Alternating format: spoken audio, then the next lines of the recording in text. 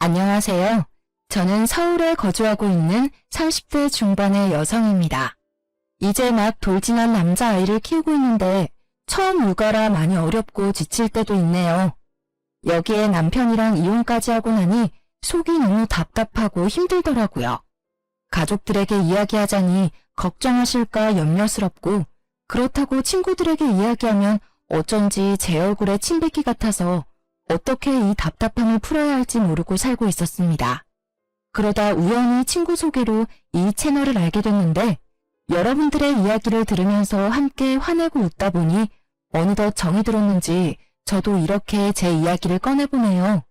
어쩌면 답답하고 어이없는 일에 놀라실 수도 있을 것 같은데 친구나 지인이 들려주는 이야기라고 생각하시면서 함께 공감하고 위로해 주셨으면 하는 바람이에요. 그럼 지금부터 제 이혼 이야기를 풀어보겠습니다.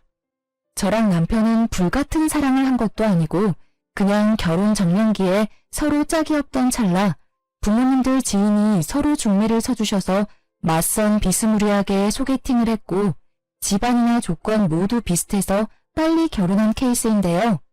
6개월 정도 만나고 결혼을 했는데 서로 잘 모르는 사이에서 그냥 덜컥 혼인신고와 결혼식을 하니 부딪히는 점이 많았어요. 그래도 제가 좀 순한 성격이라 맞춰주면서 살아왔는데 딱 한 가지 도저히 참을 수 없는 게 바로 아이 관련 문제였습니다. 남편이랑 결혼한 지 5년 차가 됐는데 아이가 안 생기더라고요.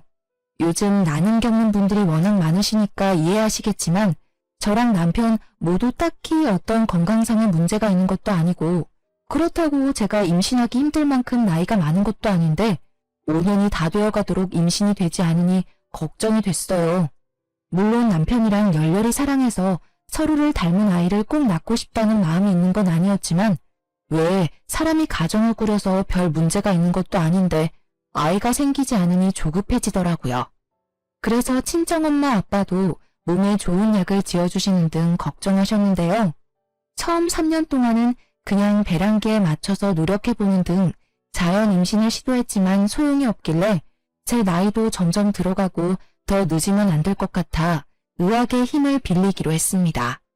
다행스럽게도 세 번째 시험관 시도 끝에 귀한 저희 아들을 얻게 됐는데 시모가 자꾸만 2대 독자 손주의 육아에 끼어들어서 참견을 했고 효자 남편은 제 편이 아닌 시모의 편을 자꾸 들면서 트러블이 커졌어요. 처음에는 귀한 손주니 그럴 수 있다고 스스로 이해해보려 했지만 점점 도가 지나치니까 제 아들은 제가 지켜야겠다는 생각이 들었고 도저히 방관하는 남편도 곱게 보이지 않더라고요. 시모는 무속신앙과 민간요법을 아주 맹신하는 분이셨어요. 물론 그런 것들이 나쁘다고는 생각하지 않아요. 하지만 맹목적으로 믿고 어린 제 아들에게까지 접목을 하시니 솔직히 엄마들 입장에서는 탐탁지 않게 느껴지더라고요. 아마 제 친정엄마 아빠가 그렇게 하셨어도 정말 치를 떨며 하지 말라고 고래고래 소리를 지르며 막았을 텐데요. 처음에는 저희 부부가 임신이 잘 안 되니까 제가 타깃이었어요. 저한테 임신이 왜 안 되냐면서 무슨 문제 있는 거 아니냐는 식으로 몰아가서 기분이 나빴던 적이 한두 번이 아니었답니다.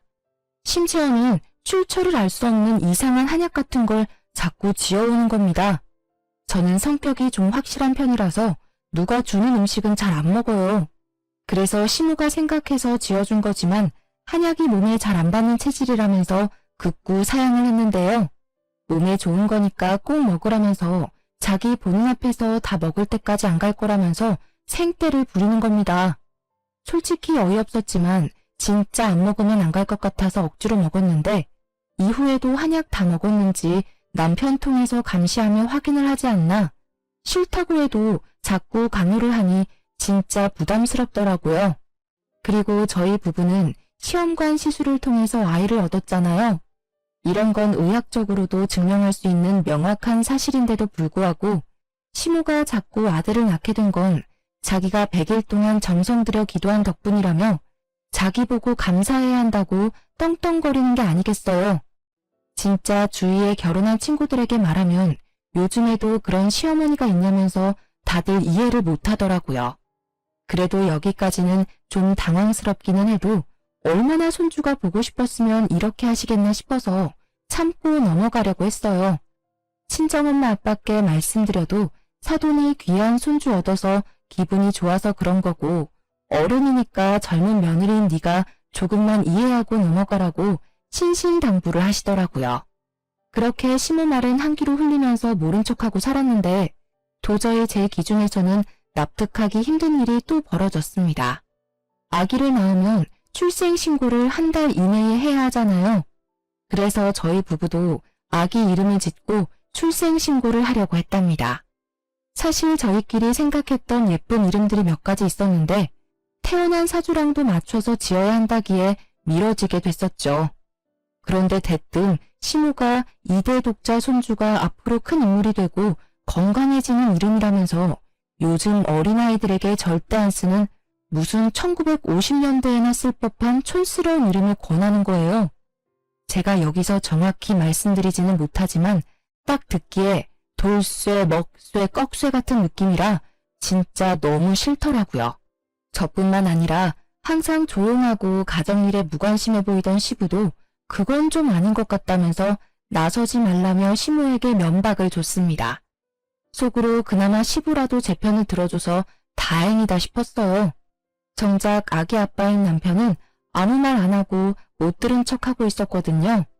그래서 시모에게 요즘 이런 이름은 안 쓴다면서 죄송한데 아이 이름은 저희가 지어주고 싶다고 말씀을 드렸어요. 그랬더니 시모가 바락바락 화를 내는 게 아닙니까? 어머니, 죄송한데 이름이 요즘 태어난 아이랑은 안 어울리는 것 같아요. 알아봐 주신 건 너무 감사한데 저희가 철학관 가서 알아서 지을게요. 무슨 소리야 그게? 내가 이 이름 지어오느라고 얼마나 고생했는 줄 아니? 몇 날 며칠 정성 들여서 지은 거야. 애한테 이름이 얼마나 중요한데. 중요하니까 드리는 말씀이에요. 요즘은 애들이 영악해서 조금만 놀릴 거리 있어도 왕따 시키고 그런단 말이에요. 뉴스 좀만 봐도 나와요, 어머니. 저는 제 아들이 그렇게 힘들어하는 거 보기 싫어요. 이번만은 제 뜻대로 하게 해주세요. 글쎄 안 된다니까. 이 이름으로 해야 우리 귀한 손주가 잘 큰다고. 너는 어른 말을 무시하는 경향이 있다? 나야말로 부탁 좀 하자. 이번에는 내 말 들어야 해. 막말로 우리 손주 잘못되면 책임질 거야? 아니 자기 손주이기 이전에 제가 10달 동안 품어 배 아파 낳은 제 아들인데 이렇게 본인이 알아온 이름을 강요하는 게 말이 되나요? 뭐 고작 이름 하나 가지고 양보할 수 있다고 생각하는 이해심 넓은 분이 계실지는 모르겠지만 저는 그러기 힘들더라고요. 특히 아직 태어난 지 한 달도 안 된 신생아에게 무슨 이름을 잘못 지어서 아기 잘못되면 책임질 거냐느니 본인의 뜻을 관철시키기 위해 협박까지 일삼는 시모의 모습에 이번만큼은 진짜 저 고집을 확 꺾어야겠다는 생각마저 들었습니다.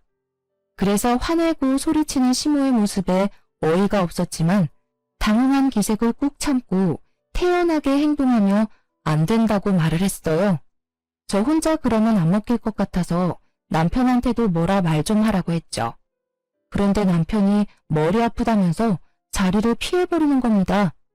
마지막 희망인 시부에게 눈치를 줬는데 시부도 시모의 등살에 시달리게 생활화됐는지 똑같이 에이 하면서 집을 나가버렸어요. 그래도 어쩝니까? 도와주는 사람 없어도 제가 제 아들 엄마잖아요. 꿋꿋이 죄송하지만 저희끼리 알아서 짓겠다고 시모를 돌려보냈어요. 그리고 그날 밤 남편에게 분명히 말을 했죠. 우리 아들 이름은 우리가 지을 거니까 더 이상 시모한테 휘둘리지 말라고요. 그랬더니 남편이 알겠다고 하더라고요. 그래서 저는 마음 편하게 유명한 철학관에 가서 아기에게 맞는 이름 후보를 몇 가지 골라왔고 남편이랑 상의해서 제일 마음에 드는 하나를 선택했답니다. 그렇게 아이 보느라 바쁜 저 대신 남편이 출생신고를 하러 갔었어요. 가는 길에도 한자 적힌 종이에 표시까지 해주면서 거듭 확인을 시켜줬죠. 시간이 흘러 당연히 저는 그 이름으로 출생신고를 했다고 생각했고 친정 식구들과 친구들에게도 자랑하고 아이 통장도 만들어주기로 했어요. 그런데 잠시 아이를 친정엄마에게 맡기고 통장을 개설하기 위해 아이 관련 등본과 서류를 뽑는데 제 아들 이름이 시모가 바득바득 우기던 그 이름으로 올라가 있는 겁니다. 이게 무슨 일이지 싶고 너무 어이가 없더라고요. 순간 시모가 중간에서 수작을 부렸나 싶어 화가 치밀었습니다. 바로 남편에게 전화를 걸었는데 정말 어처구니 없는 사실을 알게 됐어요. 여보, 큰일 났어. 등본에 우리 아기 이름이 잘못 올라가 있는데? 당신 제대로 한 거 맞아? 이상해. 어머니가 중간에서 뭐 하셨나? 어머니가 하라던 이름으로 올라가 있어. 아, 그거 내가 한 거야. 아, 뭐? 그게 무슨 소리야? 당신이 어머니가 하라는 이름으로 우리 아기 출생신고를 했다고? 아니 사실 생각해보니까 엄마가 기껏 생각해서 지어준 건데 그렇게까지 주장하는 데는 다 그만한 이유가 있지 않을까 싶어서. 아무렴 자기 손주인데 잘못되는 일을 하셨을까? 그걸 지금 말이라고 하니? 설사 그렇다고 하더라도 어떻게 나한테 한마디 상의도 없이 중간에서 이렇게 일을 처리해. 나랑 당신 부부잖아. 그리고 우리 아기 이름이고.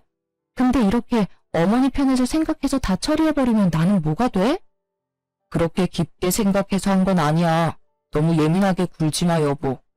엄마가 가족관계 증명서까지 떼오라고 그러는데 너무 머리가 아파서. 진짜 내가 이번만 엄마 말 들어주자. 당신이 이해 좀 해주라. 우리 아들 평소에는 예쁜 이름으로 불러주고 나중에 정 아니면 개명하면 되잖아. 그러는 사람들도 많다더라. 남편의 헛소리를 더 이상 듣고 있을 수 없었어요. 남편은 저랑 부부인데 이렇게 시모에게 휘둘리면서 아내인 제 의견을 묵살해버리는 게 맞는 일인가요? 진짜 옆에 있었으면 확 깨물어버리고 싶을 만큼 얄미웠어요. 바로 전화 끊고 너무 화가 나서 친정엄마에게 전화를 했습니다. 그래서 자초지종을 말하니까 친정엄마도 너무 어이없어 하더라고요. 그러면서 출생신고를 마쳤으니 정정도 어렵고 개명해야 한다면서 시모가 보통이 아니니 조심하라고 혀를 내두르셨어요. 친정엄마도 지인 말만 듣고 결혼을 하라고 주선을 했는데 시모가 이렇게까지 고집불통인 줄은 미처 모르셨나 봐요. 심지어 제가 지금 남편 말고 이전에 결혼하겠다고 데려온 남자가 있었는데 그때 반대를 해서 헤어지게 된 걸 미안했다고 사과까지 하셨어요. 결혼 생활이 많이 힘드냐고 애도 키우느라 지칠 텐데 이런 마음고생까지 하느냐면서 우시더라고요. 상황이 이쯤 되니 괜히 친정엄마한테 걱정만 안겨드리는 것 같고 저도 죄송한 마음이 생겨서 괜찮다고 거짓말을 할 수밖에 없었어요. 나중에는 저의 화나고 속상한 마음은 숨기고 괜찮아, 꼭 개명시킬게, 어쩔 수 없지 이랬네요.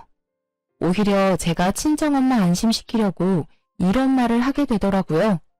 그렇게 고집불통 시모와 그런 시모에게 꼼짝 못하는 남편, 그리고 제 결혼 생활이 힘들면 그걸 본인 탓이라고 미안해하는 친정엄마와의 관계에 갇혀 어떻게 해야 할지 몰라 답답했습니다. 그래도 시간은 흘러 마음을 추스리고 아이를 키우는 재미에 빠져 살았어요. 출산 직후에는 매일 반복되는 밤수유와 정신없는 육아에 지쳐 살짝 산후 우울증이 오기도 했는데 시간이 흐르면서 저도 적응을 했는지 아기가 너무 예뻐서 힘듦이 사르르 녹게 되더라고요. 아마 아기 키워주신 주부님들이라면 다 아실 텐데요.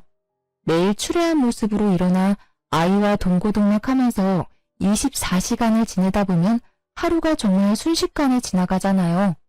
저는 아기를 낳아도 제 생활을 유지하고 살 수 있을 줄 알았는데 정말 돌 이전까지는 아기 위주로 사라지더라고요. 바깥바람이라도 좀 쐬려고 아기를 유모차에 태우고 공원이라도 다녀오면 녹초가 돼서 쉬고 싶지만 젖병 씻으랴, 집안일 하랴, 이유식 만들랴. 정말 몸이 하나인 게 아쉬울 지경이던 거 있죠? 물론 나중에는 젖병도 물량공세로 여러 개 돌려쓰고 이유식도 시판을 사서 먹이고 나름 편한 방법을 찾기도 했어요. 그래도 제 몸 하나 건사하기 힘든 초보맘인 터라 처음 하는 출산과 육아가 정말 힘들더라고요. 남편이 좀 도와주기라도 했다면 좋았겠지만 야근이 많은 특성상 제가 무조건 독방 육아를 할 수밖에 없는 상황이었어요. 하지만 아기가 예뻐서 이 모든 걸 감수하고 있었답니다. 그런데 정말 시시때때로 걸려오는 시모의 영상통화는 참기 힘들더라고요. 물론 저도 이해를 합니다. 귀하게 얻은 손주가 얼마나 보고 싶고 애틋하겠어요. 저희 친정엄마 아빠도 영상통화하는 재미에 빠졌다면서 웃으시니 그 모습을 보는 것만으로도 뿌듯하고 아기 낳기에 잘했다 싶었거든요. 그런데 시모는 너무 중간이 없는 겁니다.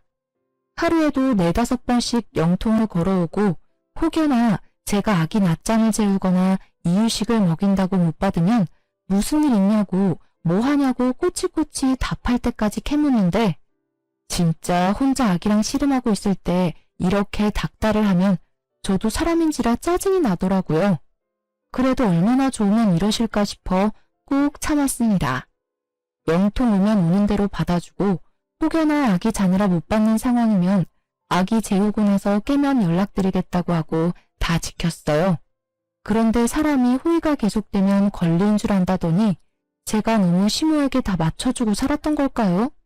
눈치 없는 시모가 점점 제 육아에 입을 대고 간섭을 하는 겁니다. 애미야, 애 운다. 울기 전에 밥 줘라. 자꾸 울어서 주는 버릇하면 애 성격 나빠진다고 몇 번을 말하니? 아, 어머니, 방금 보충 분유 먹여서 안 먹을 거예요. 그리고 지금은 아직 이유식 2번 먹이는 때라서 나중에 저녁으로 먹이면 돼요. 제가 알아서 할게요. 아니, 이렇게 이가 났는데 왜 아직 분유를 줘? 밥 주면 된다. 예, 애 이리 줘봐라. 내가 죽 만들어서 먹일게. 그리고 애가 왜 이렇게 말랐니? 이제 보니까 밥 안 주고 아직 이렇게 분유 줘서 살이 안 찌는 거 아니야? 아이고, 엄마가 밥을 안 줘서 우리 아기 배고팠죠요. 어머니, 돌되기 전까지는 하루에 500ml 정도는 우유 먹여야 해요. 요즘 육아서에 다 그렇게 적혀 있는데 예전이랑 달라요, 어머니. 그리고 얘는 많이 먹이면 토해서 제가 조절하는 거예요. 내가 애를 안 키워봤니? 셋이나 키웠어. 다 똑같은 아기인데. 옛날이랑 다르기는 뭐가 달라? 요즘 애들은 다 글로만 육아를 배워서 이뿐만이 아니었습니다. 저희 아들은 좀 예민한 편이라 통잠을 안 자더라고요. 그러다 보니 제가 밤에 너무 힘들어서 수면 교육을 해야겠다 결심했거든요. 수면 교육을 해두면 아기가 적응을 해서 혼자서도 잘 자고 오히려 통잠을 푹 잔다는 말이 많아서 꼭 시도해보고 싶었어요. 그렇게 열심히 노력한 끝에 아기 방에 따로 분리수면까지 성공을 했습니다. 그런데 이거 가지고 시모가 난리를 부리더라고요. 아니 얘, 애를 왜 이렇게 다른 방에 재우는 거야? 너희가 데리고 자야지. 잠자다 깨서 혼자 있으면 얼마나 무섭겠어? 어머니, 지금 애기 너무 잘 자요. 원래 저희랑 붙어 잘 때는 애가 너무 예민해서 조금만 움직여도 깨고 그랬는데 옆에 아무도 없으니까 더 편하게 오래 통잠 자요. 괜찮아요. 무슨 소리야? 누가 그렇게 매정하게 애를 키운다니? 나는 안 그랬다. 자고로 애는 엄마 품속에서 체온을 느끼면서 자야 정서적으로 안정되고 그러는 거야. 너 그러다 나중에 큰일 나. 무슨 큰일이요? 요즘 엄마들은 다 이렇게 키워요. 세상이 달라졌어요. 세상이 달라지긴 뭐가 달라져? 애기들은 다 똑같다. 엄마 품 찾고 그러면서 크는 거지. 팽한 방에 혼자 두고 이게 아동학대지 뭐가 아동학대니? 아유, 불쌍한 우리 손주. 아니, 엄마고 주 양육자인 제 육아관에 이렇게 입을 대는데 제가 너무 짜증이 나고 열받는 게 당연하지 않나요? 저도 나름대로 열심히 아기를 키워보려고 노력 중인데 칭찬하고 위로해주지는 못할 망정 학대 운운하면서 저를 나쁜 엄마로 몰아가는데 진짜 듣자 하니 너무 화가 나고 같이 있기 싫더라고요. 마침 남편이 퇴근하고 집에 왔길래 이때다 싶었어요. 어머니, 그럼 아기 좀 봐주세요. 어머니 아기 잘 보시고 셋이나 잘 키워내셨으니까 손주 좀 봐주시라고요. 저 애 키우느라 하루 종일 집에 갇혀있느라고 친구도 못 만났는데 오늘 친구 좀 만나고 들어올게요. 갑자기? 나 약속 있어. 가긴 어딜 가. 당신은 맨날 일한다고 육아는 나몰라라 하고 친구도 자주 만나는데 나도 힐링 좀 하고 싶어서 그래. 어머니가 아기 잘 보시니까 믿고 나갈 수 있는 거잖아. 안 그래, 어머니? 아이고, 그래. 나 갔다 오너라. 내가 봐줄 테니까. 내가 이렇게나 속이 넓고 깊은 시어머니다. 나 같은 사람 있으면 나와보라 그래. 우리 손주, 할미가 밥 주고 재워주고 다 해줄게요. 걱정 말아요. 엄마는 이런 거 안 해주지? 어휴, 불쌍한 내 새끼. 들었지? 당신 약속 깨고 어머니랑 같이 아기나 잘 봐. 다녀올게. 그 길로 바로 옷만 갈아입고 가방 들고 집을 나왔어요. 사실 약속이랄 것도 없었습니다. 출산하고 육아하느라 평일 저녁에 마음 편하게 불러낼 친구 하나 없어진 제가 한심하더라고요. 그래도 오랜만에 저녁 시간에 자유를 얻어서 집 앞 공원도 걷고 카페에 들어가서 한가롭게 지나가는 사람들 구경도 하고 이게 바로 자유부인의 여유구나 싶어 기분이 좋아졌어요. 진작 이렇게 맡기고 나와서 놀 걸 내가 괜히 혼자 다 하려고 했나? 이제 좀 내려놓고 살자 라는 생각도 했고요. 얄미운 말만 골라 하는 시모지만 그래도 이렇게 손주를 좋아하고 잘 봐주신다고 하니까 나와서 놀 시간도 생기고 좋은 점도 있네? 긍정적인 생각도 했죠.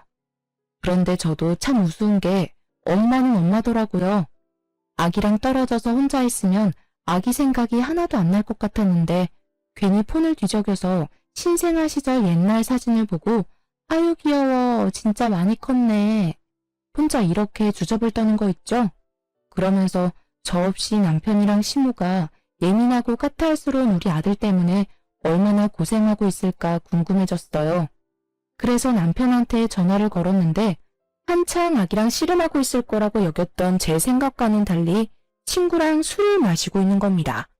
알고 보니 제가 나가고 아기는 시모에게 덜렁 맡겨두고 그대로 친구를 만나러 횡 나가버린 거였어요. 진짜 이게 아빠 맞나? 뺀질한 남편이 너무 얄밉더라고요.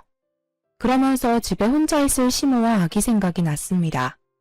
아무리 할머니라고 해도 낯가림을 시작하는 아기가 울지는 않을까, 엄마 없는 걸 알고 불안해하지는 않을까 바보처럼 걱정이 되더라고요. 그래서 신경이 쓰여서 2시간도 안 돼서 집에 들어갔어요.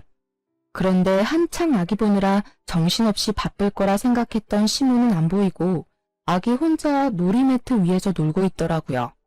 시모는 어디 갔지 싶어 거실과 주방을 둘러보는데 안 보여서 가셨나 싶었는데 아기 방 쪽에서 부스럭거리는 소리가 들렸어요.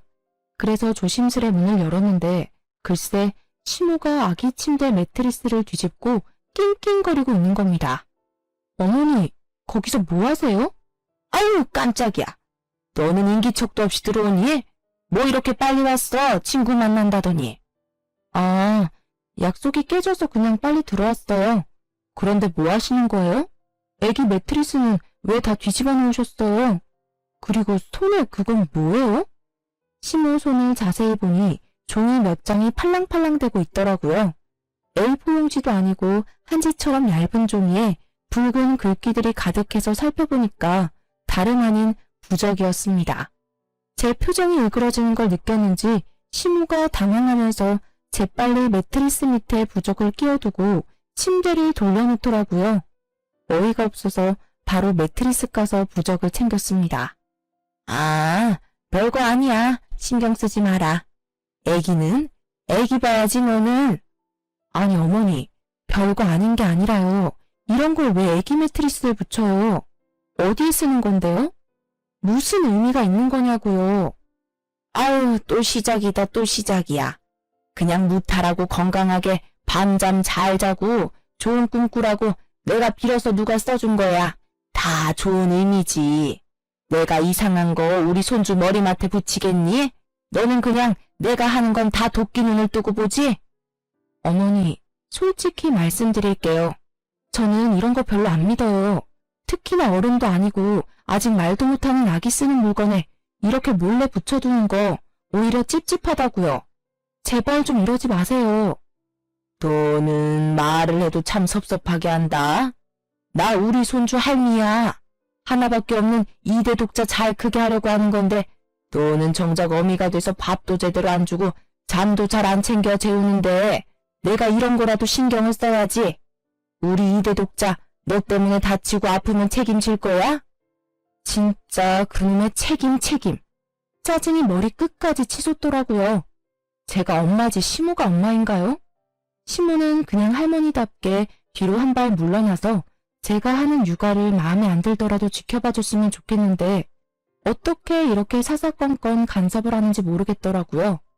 제 상식으로는 이해 불가라서 진짜 가슴이 답답했어요. 이런 것도 다 이해하고 넘어가는 세상 착한 며느리가 있을까요? 저도 남에게, 특히 나이 많은 어르신들에게는 싫은 소리 못하고 조금 손해보더라도 예의 차리는 순한 성격이거든요. 그런데 정작 제 시모가 이렇게 아나무인으로 구니까 더는 참고 지내지 못하겠다는 생각이 들더라고요. 그래서 일단 시모 보고 가시라고 하고 남편한테 전화를 걸어 지금 당장 안 들어오면 이혼할 거라고 통보했습니다. 놀란 남편이 무슨 일이냐면서 급하게 들어왔어요. 여보, 나 이렇게 못 살겠어. 내가 나쁜 엄마야? 아기 밥 안 주고 잠도 잘 안 재우는 나쁜 엄마냐고. 맨날 밖으로 놀러 다니고 아기한테 관심이 1도 없는 당신이 나쁜 아빠 아니고? 갑자기 또 왜 그래? 당신도 오늘 친구 잘 만나고 왔잖아. 우리 엄마가 아기 잘 봐줘서 잘 놀고 와서 왜 이래? 나 친구 안 만났어. 맨날 24시간 아기 보느라 만날 친구도 다 끊겼어. 그런데 우리 어머니는 나보고 아동학대 운운하면서 애 그렇게 키우지 말라고 나 때문에 다치고 아프면 책임질 거니. 이거 봐. 이런 부적까지 붙이면서 내 탓이라고 간섭하는데 내가 언제까지 참고 넘어가야 해? 아, 난 또 뭐라고. 별것도 아닌데 당신 요즘 보면 너무 다크해. 산후우울증 뭐 그런 거야? 병원 끊어줄게. 좀 다녀. 그리고 우리 엄마가 애 생각해서 이런 거 알아보고 당신한테 조언도 해주는 거지. 사람 성의 무시하지 좀 마. 정말 지긋지긋하게 시모 편을 드는 남편이었어요.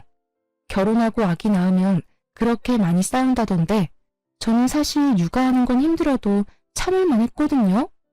그런데 진짜 입 육아하고 저를 나쁜 엄마로 몰아가는 이 시모와 남편 때문에 정말 가슴이 터질 것 같았어요. 나중에는 제가 예민하고 산후우울증 때문에 그런다는데 아무리 생각해도 저는 너무나 멀쩡하고 정상적이었거든요. 제가 욱하고 화가 날 때는 시모 그리고 그 편을 드는 남편과 엮이는 일이 생길 때뿐이었습니다. 이때부터는 저도 너무 빡쳐서 시모가 연락 오면 절대 안 받고 무슨 일 있냐고 찾아와도 아예 대꾸를 안 했어요. 회피하는 게 답은 아니지만 그냥 그렇게 놔버리게 되더라고요. 그렇게 아기만 보면서 살다 보니 어느덧 돌잔치 날이 됐습니다. 아무래도 양가의 첫 아기인지라 무슨 부잣집처럼 화려하게 잔치를 열어주지는 못해도 포토그래퍼를 부르고 조금 격식 있는 곳에서 가족 지인들을 초대해 식사를 대접했어요. 다행히 아기도 이날 컨디션이 좋아서 방실방실 많이 웃고 노래가 나오니 몸도 이리저리 흔들고 춤추며 이쁜 짓을 많이 해서 저도 기분 좋고 다들 즐거워했죠.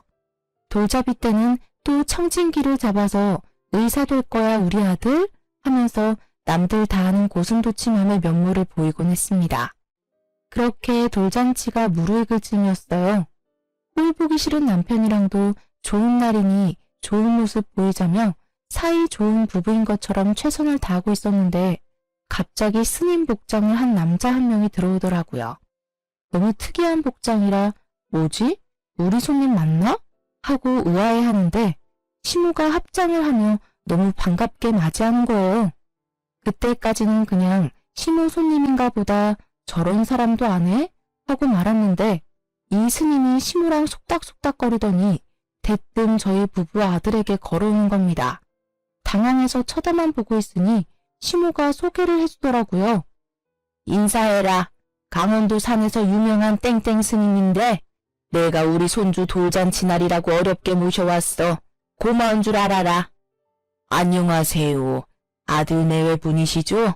말씀 많이 들었습니다. 손주가 아주 똘똘하고 귀엽게 생겼네요. 복이 많은 얼굴이에요. 이분이 우리나라에서 관상 잘 보기로 손에 꼽히는 분이다. 내가 우리 손주 사진 보여드리니 직접 관상 보고 기도까지 해주신다니 뭐니. 얼마나 감사한 일이야. 잔뜩 들뜬 시모 말을 듣는데 기가 막혔어요. 이제 고작 돌이 된 아기가 무슨 관상이 있나요? 풍문으로 듣는 이야기만 해도 아기 얼굴은 크면서 12번도 더 바뀐다고 흔히 말을 하잖아요. 제가 봐도 태어난 직후에는 남편을 많이 닮았었는데 돌이 가까워지고 얼굴 윤곽이 드러나면서부터는 제 어릴 때 사진이랑 똑같이 생겨서 신기했거든요. 그런데 아직 졸리면 울고 옹알이하는 아기를 두고 관상을 봐준다면서 기운이 좋니 나쁘니 입대는 게 싫었어요. 그래서 아주 싫은 티를 팍팍 냈더니 남편이 눈치채고 저를 따로 불러서 좋은 날인데 예의 없이 굴지 말라고 자기도 아는 사람이니까 봐주자고 하더라고요. 당신은 이해되냐고 했더니 어쨌든 어머니가 불러서 좋은 날 와주신 손님이고 축하해주러 온 거니까 넘어가자는 거예요. 무슨 이런 이해심이 바다같이 넓은 사람이 있나 싶었어요. 자기 어머니한테 대한 건 무조건 수용하는데 저는 이런 효자랑 진짜 못 살겠다 싶더라고요. 그래서 나는 그렇게 못한다고, 시모한테 관상 볼 필요 없다고, 남들 보기에도 좀 이상하니까 밥만 드시고 가셨으면 좋겠다고 했어요. 그랬더니 시모가 얼굴이 빨개지면서 자기 손님인데 무시하는 거냐면서 갑자기 소리를 바락 지르더라고요. 그 바람에 멀리서 상황을 지켜보던 저희 친정엄마 아빠를 비롯한 친정 식구들도 놀라서 달려오게 됐습니다. 아니 사부인, 무슨 일이세요? 왜 그러는데? 어머니, 왜 갑자기 소리를 지르세요? 아기 놀라잖아요. 그냥 저는 이런 게 다 싫다고요. 엄마인 제가 싫다는데 제발 강요하지 마세요. 부탁드려요. 강요가 아니라, 아유, 사돈, 제가 이러고 삽니다. 며느리가 아주 보통 얘기가 아니에요. 보고 온 날 말대꾸에 제가 무서워서 무슨 말을 못해요. 제가 아기 잘 되라고 스님 좀 모셔왔는데 그거 가지고 이렇게 화를 내잖아요. 시모 말을 듣고 상황을 파악한 친정엄마가 한숨을 쉬면서 제 팔을 잡고 좋은 날이니 그만하라고 말리시더라고요. 정말 주위를 둘러보니 사람들은 무슨 일인가 싶어 웅성대지 친정엄마도 말리지 내가 또 참자 싶어 입을 다물었어요. 그런데 이 눈치 없는 스님이 제 속을 긁더라고요. 에헴, 이 집은 며느리 기 좀 누르고 사셔야겠습니다. 그래야 집안에 복이 오는 거예요. 며느리분, 명심 좀 하세요. 그 순간 참고 참았던 화가 활화산처럼 터졌습니다. 친정엄마랑 아빠도 못 참으셨는지 지금 무슨 소리 하는 거냐면서 길길이 화를 내시고 저보고도 참지 말라고 하시더라고요. 가시라고 스님을 쫓아내고 나서 엉망이 된 돌잔치를 수습한 후 집에 돌아와 짜증을 내서 스님 뒷조사를 시작했어요. 시모가 했던 말을 조합해서 검색하니 한 암자가 나오더라고요. 그래서 전화를 하니 그곳에 있다가 사기를 쳐서 싸우고 나간 사람이라며 지금 안 그래도 신고를 할까 말까 고민이라면서 피해를 입으셨냐고 어딨냐고 오히려 저를 캐묻는 겁니다. 대체 이런 사람이랑 시모는 어떻게 아는 사이인지 너무 궁금했어요. 혹시 이 사람이 부적이며 기도며 다 해준 게 아닌가 싶더라고요. 그러다 문득 남편이 아는 사람이라고 했던 말이 떠올랐어요. 그래서 바로 남편을 잡아서 사실대로 말하라고 으름장을 놨습니다. 몇 날 며칠 쫓아다니면서 당신이 안 말해주면 흥신소라도 고용하겠다고 하니 한숨을 푹 쉬면서 사실을 털어놓더라고요. 알고 보니 그 스님은 시모 내연남이었는데 그동안 남편을 꼬드겨서 뒤로 아기 개명이며 부적이며 기도하는 값으로 수백만 원씩 저 몰래 지불을 하고 있었던 겁니다. 아니 어떻게 멀쩡히 살아있는 아빠를 두고 바람피는 엄마와 내연남을 알면서도 이렇게 돈까지 줘가며 눈 감아줄 수 있는 건지 제 상식으로는 도저히 이해가 되지 않았어요. 그랬더니 평생 가정에는 무관심하고 돈만 주는 아버지에게 질렸고 외로워하는 엄마가 불쌍해서 알면서도 봐줬다고 하더라고요. 정말 세상에 이런 효자가 또 있을까요? 제가 나서지 않으면 남편은 계속 시모에게 잡혀 살 것 같았어요. 엄밀히 말하면 시모의 내연남인 그 땡중에게요. 그래서 시모한테 단단히 일러두려고 따지러 갔습니다. 어머니, 저 다 알고 왔어요. 다시는 저희 부부 일에 끼어들지 마시고 어머니 행복은 혼자 찾으세요. 한 번만 더 저희 아들 위한답시고 이상한 일에 이용하시면 저 진짜 가만 안 있을지도 몰라요. 진심입니다. 네가 알긴 뭘 안다고 그래, 버릇없이. 어디 함부로 그런 말을 해. 스님 말 하나도 틀린 게 없다. 이것 봐. 네가 우리 집안 다 망치고 있잖아. 며느리 잘못 본 거야, 내가. 아유, 집안 망치는 건 제가 아니라 어머니랑 그 땡중이죠. 땡중? 너 말 다 했니? 네가 그렇게 함부로 말할 뿐이 아니야.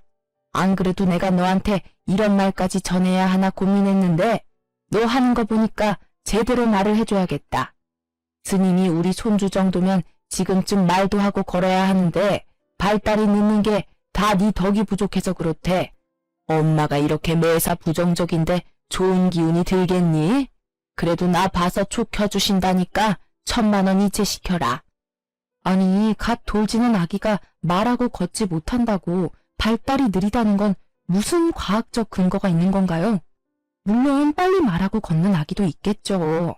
하지만 병원에서 영유아 검진을 받을 때마다 잘 자라고 있다고 아무 염려 말라고 하는데 이렇게 땡중 말만 듣고 저에게 또 1,000만 원을 붙이라고 아주 뻔뻔하게 이야기하는 시무를 보니 이제라도 빨리 이 미친 집안과 연을 끊어야겠다는 생각이 들었습니다. 너무 열받아서 남편한테 상의하고 뭐고 바로 다이렉트로 시부에게 전화해서 집에 들어오시라고 했습니다. 놀란 시부가 잔뜩 화가 나 있는 저와 시무를 보고 멈칫하다가 이내 차분한 표정으로 들어와 앉으시더라고요. 무슨 일이냐? 아기는 어쩌고? 친정에 맡겼어요, 아버님. 저 드릴 말씀이 있어요. 저 진짜 아버님 충격받으실까 참고 또 참으려고 했는데 더 참다가는 제가 정신병에 걸릴 것 같아요. 어머니 불륜하는 거 모르셨어요? 야, 미친년 아니야 이거? 내가 무슨 불륜을 해? 증거 있어? 증거 있냐고. 내가 아주 며느리가 아니라 귀신을 들였구나. 아이고 아이고. 저에게 달려드는 시무를 한 팔로 제 앞에서 소파에 던져버렸습니다. 저한테 그런 괴력이 있는지 몰랐는데 사람이 너무 화가 나니까 저도 모르게 그런 행동이 나오더라고요. 소파에 내동댕이 쳐진 시무가 저를 죽일 듯이 노려봤어요. 그리고는 아니라고 제 말 듣지 말라면서 시부한테 매달려서 악다구니를 쓰더라고요. 그런데 시부가 시무를 감싸기는커녕 가만 있으라면서 뿌리치는 겁니다. 그 땡중 말하는 거냐? 내가 왜 몰라? 내가 가만히 있으니까 다들 내가 바보 천치인 줄 아는 모양이지? 내 주머니에서 돈이 줄줄 새나가고 집에 수백 수천짜리 잡쓰레기가 넘쳐나는데 내가 왜 그걸 몰라? 며느리 너까지 알 정도면 네 시무가 아주 대놓고 지랄을 했나 보구나. 아버님, 그걸 다 알면서 지금까지 참으신 거예요? 그 땡중이 저랑 제 아들까지 싸잡아서 이용하고 돈 달라고 하는데 저는 도저히 못 참겠어요, 아버님. 네 시무 증거 운운하는 거 봤지? 증거는 아주 차고 넘친다. 그것도 모르고 감히 손주 돌잔치까지 불러? 내가 여태껏 며느리한테 쪽팔려서 말도 못하고 근데 이렇게 너까지 알게 된 이상 내가 더 참을 게 뭐 있겠냐? 여보, 내가 다 설명할게요. 제발 이왕 참은 거 조금만 더 참아요. 여보세요? 아들. 지금 네 와이프 우리 집 와서 아주 집안 다 망치고 있다. 빨리 좀 와서 쟤 좀 데려가. 지금 제정신 아니야. 그리고 아버지 좀 말려라. 여기서 제정신 아닌 건 니들 모자뿐이야. 이놈의 모자가 쌍으로 아주 나를 물먹었지. 오냐? 이놈들 오늘 끝을 보자. 너도 당장 집으로 뛰어와. 아버지 부름에 한달음에 남편이 달려왔습니다. 시모는 덜덜 떨면서 울고 있지. 저는 기세등등하게 소파에 앉아있지. 시부는 아무 말 없이 남편을 노려보고 있지. 남편이 허옇게 질려서 무슨 일인가 눈치를 보더라고요. 정말 제가 시부에게 다 털어놓을 거라고는 미처 생각하지 못했던 듯 했습니다. 한창 눈치를 보던 남편은 이내 무릎을 꿇었어요. 아버지, 죄송해요. 제가 다 설명할게요.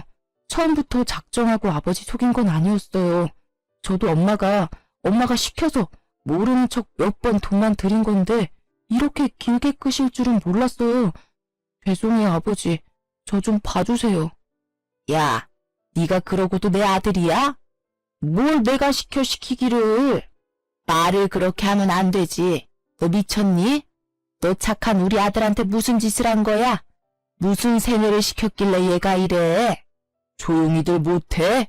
나는 그래도 가족이라고 몇 번이나 참고 기회를 줬다. 며느리한테 부끄럽기도 하고 무엇보다 내가 일궈온 내 가정이니까. 그런데 나를 이렇게 비참하게 만들어?